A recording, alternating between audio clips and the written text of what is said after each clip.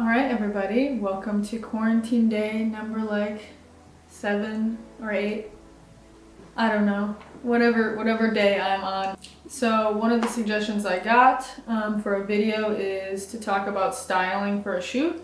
Most of the shoots that I do, or most of the shoots I like to do, are very coordinated and set up. I am not necessarily a candid photographer. So I narrowed it down, my little process, to 6 steps on how you can style a shoot a little bit more cohesively, a little bit more organized, and I think it does come with better results. Let's get right down to it. Number 1. Step 1 for me always is to define a color palette. I usually am more inspired by colors than I am about like specific architecture or certain spots that I see. But I always start with the color palette. So like, okay, am I gonna want a lot of like reds and blues, reds and greens? Do I want orange and blue? So I always establish a color palette just so that way when I start looking into looking at locations, or if I'm looking at models, wardrobe, especially wardrobe, I can go right to that color palette and say, okay, so let's say my location has these colors, so I want my wardrobe to have these colors. It just kind of makes the next steps a lot quicker. All right, on to step 2. Determine some sort of vibe, which sounds very corny, but I swear it is very helpful. This vibe can be very general in the sense of you don't have to think, oh, well, the vibe is at this specific place. For me, it's like, okay, do I want it to be a little bit vintage, vintagier vibes, because that's going to incorporate that color palette as well? Do I want it to be more like streetwear or street photography? Just really honing in on what you want that end result to look like before you start picking all the pieces for it.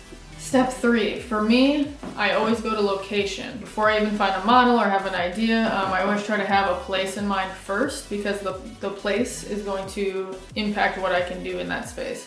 If the place is my own apartment with my little studio here, I can do whatever I want within the confines of the apartment complex's rules.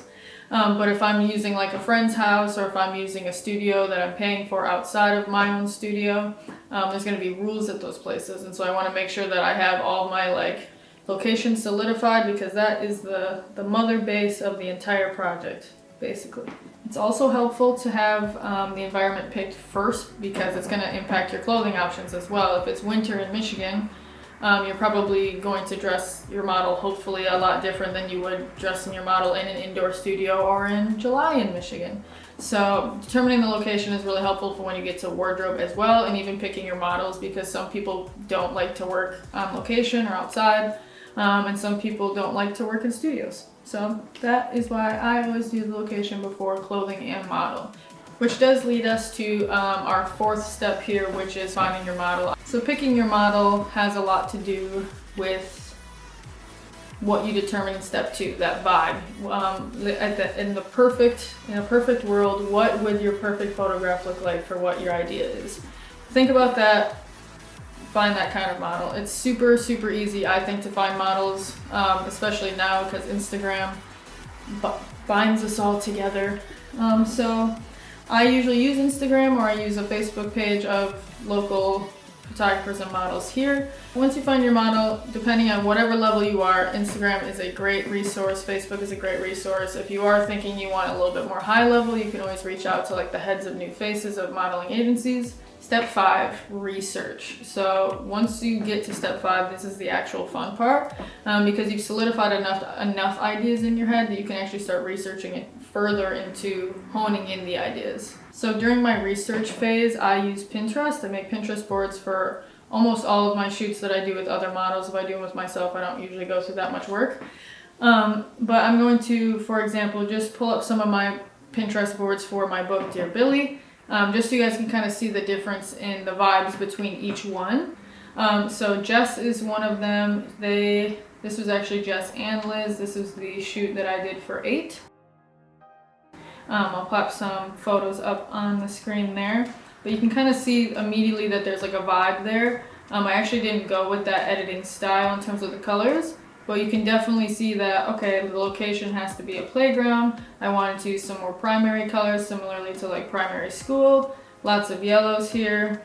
So this is a very specific vibe, and I think it ended up translating pretty well for that chapter in the book. So let's look at another one. I think Bury a Friend is another one that worked really well in terms of translation from inspiration to end result. So this is a pretty clear color palette, and I actually did stay within those kind of greens for the book as well. But in terms of body language, style, I think it's very specific, and that really helped me go in with a plan for the shoot with Jay. So the last one I'll show you is the inspiration for the chapter I shot with Jordan. That was for Zanny. This is my inspiration. It's very hand-based. At the time, that was actually really trendy, so I was a little bit bummed that I put it out right at that time, but that's okay. Again, I'll pop some photos up from the book. I think this translated pretty well also from inspiration to practice or to end result. Step 6 is finding the wardrobe. I think, again, like I said, it's going to be the easiest thing for you to find if you're willing to put in a little bit of time. The first thing you always need to start out with is your budget, or do you have a budget? I know a lot of people, because they're shooting so often, they don't want to be buying clothes for models every time they shoot. But always determine that budget ahead of time, because I have found myself kind of in a pickle, and then I'm spending way more money on something because I was ill prepared for it. So once you determine your budget, the order in which I find clothes is closet, thrift, retail. I always will look in my closet and the model's closet to see if there's anything that kind of fits the description of what I'm looking for, or at least the color palette. And then I'll always go to a thrift store before I will go to a retail store, because I can almost always find a thrift store that has something very similar or pretty close to what I want. I am lucky enough to live in an area that has $1 per pound Salvation Army. So that place has basically anything I can imagine if I'm willing to spend the hours to dig for what I want. So we have everything that we need for the shoot. If you have the location, you have a model, you have a wardrobe. Wardrobe, I guess hair and makeup kind of all are encompassed in the same thing for me. So go and shoot, and I will almost guarantee that if you have the full plan ahead of time, I honestly think you'll see like a huge difference in terms of the quality of your work. It also makes your models way more comfortable when they come in and you have a plan, because you are the person that's kind of guiding them through this experience, because it's your idea, and so you want them to feel as comfortable within your idea as possible. So having this much of a plan is really helpful for all parties. It makes it way more organized, and you end up actually having more time to shoot because you've figured out basically everything you need to. Now it is just focus on the actual moment of shooting, rather than thinking, oh, well, maybe we should put this on, or maybe change your clothes, maybe change this. Those are my 6 steps to styling a shoot. I hope that one of you that watches this actually uses it and doesn't tell me, but it is helpful for you guys. My next apartment shoot is going to be pretty cool. It's going to be used with this light. I'm gonna do a whole shoot just using this light in my apartment. It's gonna be at night, so it's gonna be a little bit interesting for me.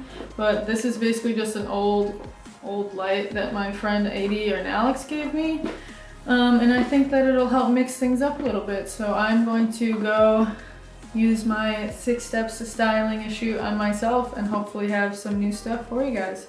Have a wonderful day. Thank you again so much for watching. I hope that some of this is helping somebody out there.